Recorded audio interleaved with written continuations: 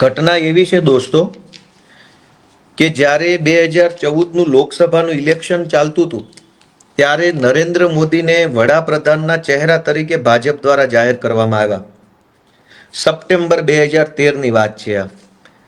એ સમયે ભાજપના ધારાસભ્ય હર્ષ સંઘવી, ભાજપના માજી મેયર, એનું કંઈક નામ લખ્યું છે, અને બે ચાર બીજા લોકો, આટલા લોકોએ ટોળું કરી અને જાહેર ચાર રસ્તા ઉપર કોઈ પણ મંજૂરી વગર, કોઈ પણ આયોજન વગર ફટાકડા ફોડવાનું ચાલુ કર્યું અને આખા વિસ્તારમાં ટ્રાફિક જામ થઈ ગયો ફટાકડા ફોડવાના કારણે.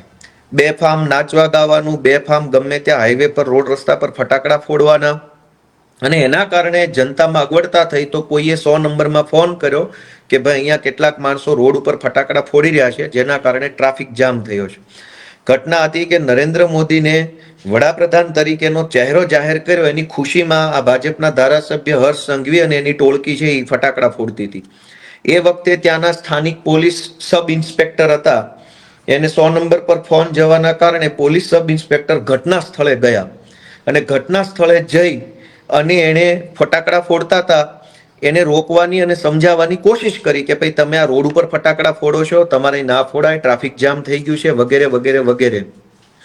તો ભાજપના ધારાસભ્ય હર્ષ સંઘવીએ પોલીસ સબ ઇન્સ્પેક્ટરને 4-5 લાફા મારી લીધા, ગાળો દીધી, ધક્કા મુક્કી કરી, અને એની સાથે જે કઈ ટોળકીમાં લફંગાઓ હતા એ લફંગાઓએ પણ મારામારી કરી લીધી પીએસઆઈ સાથે અને પોલીસ સ્ટાફ સાથે.